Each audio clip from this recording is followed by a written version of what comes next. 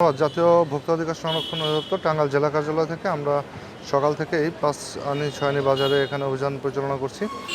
এবং আমরা এখানে বিশেষ করে যে মিষ্টি, টাঙ্গাইলের মিষ্টির একটা সুনাম রয়েছে, কিন্তু আমরা সেই জায়গাতে দেখেছি যে এখানে গোপাল মিষ্টান্ন ভাণ্ডার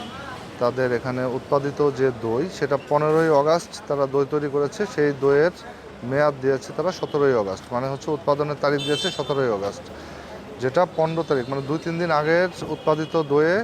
আজকের তারিখ দিয়ে বাজারজাত করা এবং তাদের অস্বাস্থ্যকর পরিবেশে তাদের যে মিষ্টি এবং ঘি তৈরির যে জায়গাটা, সেটা খুবই অস্বাস্থ্যকর এবং নোংরা পরিবেশে তারা সেখানে করছে এবং ফ্রিজের মধ্যে তারা যে অস্বাস্থ্যকর উপায়ে খাবার সংরক্ষণ করেছে। এই সকল অপরাধে আমরা গোপাল মিষ্টান্ন ভাণ্ডারকে ভোক্তা অধিকার আইন অনুযায়ী ৭০,০০০ টাকা জরিমানা করেছি। এছাড়াও আমরা এখানে কালীবাড়িতে ২টি হোটেলকে তাদের এখানে আমরা নিষিদ্ধ খাদ্যে যেটা ব্যবহার নিষিদ্ধ, সেই কেওড়া জল ব্যবহার এবং অস্বাস্থ্যকর উপায়ে খাদ্য তৈরির অপরাধে ২টি হোটেলকে ভোক্তা অধিকার আইন অনুযায়ী ৩০,০০০ টাকা, সর্বমোট আমরা ৩টি প্রতিষ্ঠানকে ভোক্তা অধিকার আইন অনুযায়ী ১,০০,০০০ টাকা জরিমানা করেছি এবং আমাদের অভিযান অব্যাহত থাকবে। এছাড়াও আমরা ৫ আনি বাজারে এখানে একটি প্রতিষ্ঠানে, যেখানে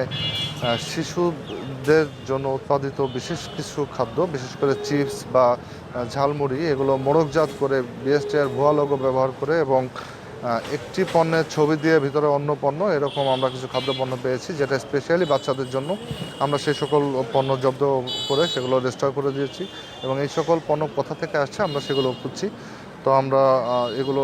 কোম্পানিগুলো ঠিকানা পেলে আমরা হয়তো তাদের বিরুদ্ধে আইনগত ব্যবস্থা গ্রহণ করব।